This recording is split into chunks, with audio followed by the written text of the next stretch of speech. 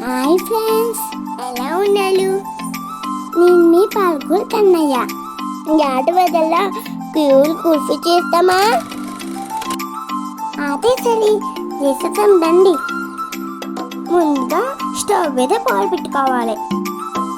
వాటిని బాగా మరిగించుకోవాలి. చూసేలా ఇలా తిప్పుతూ మరిగించుకోండి.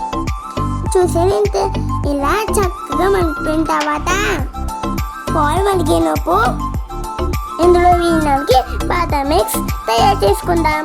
ముందుగా కాజు బాదం ఇందులో నానబెట్టుకోవాలి 1 అవర్. అవి బాగా నానిపోయాక దాంట్లో కొన్ని మిల్క్ యాడ్ చేసుకొని థిక్ పేస్ట్లో ఇలా లలి చేసుకోవాలి. ఈ పేస్ట్ని మరుగుతున్న మిల్క్ వేసి బాగా కలపాలి. చూడండి, నేను కలుపుతున్నాను కదా, అలాగా వండలు కట్టకుండా కలుపుకోండి.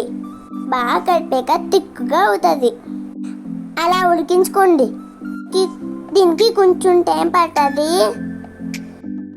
కానీ టేస్ట్ మాత్రం అదిరిపోతుంది. మీరే చూస్తారు కదా లాస్ట్లో. చూసారా, నేను చేస్తానని మా మమ్మీని కూడా పక్కకి తింటున్నాను.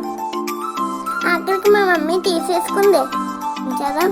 కదా నేను తీసాను. ఇప్పుడు గ్యాస్ ఆఫ్ చేసేసి అది పూర్తిగా చల్లారిపోవాలి. ఆ తర్వాత మిక్సీలో వేసుకోవాలి.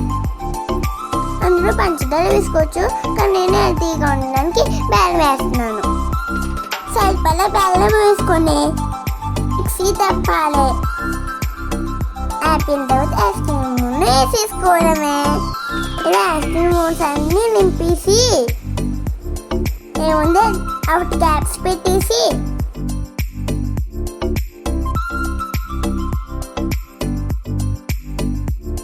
ఒక 4 అవర్స్ ఫ్రిడ్జ్లో పెట్టడమే.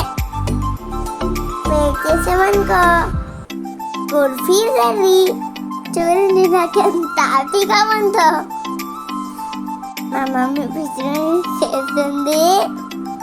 ఇదిగా సరే అయిపోయింది, ఓపెన్ చేసేద్దామా? ఎక్కలాగట్లేదు. మేమందరం చాలా ఎంజాయ్ చేస్తూ తిన్నాం. ఇల్లు నడుపుదాం ఎలా ఉందో. ఢిల్లీ సూపర్ కదా.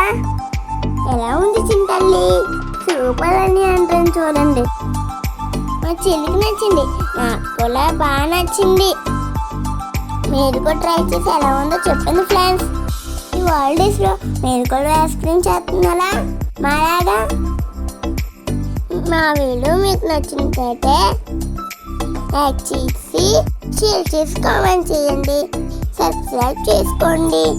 ఛానల్ పేరు గుర్తుంది కదా, పాల్గొల్ కన్నయ్య.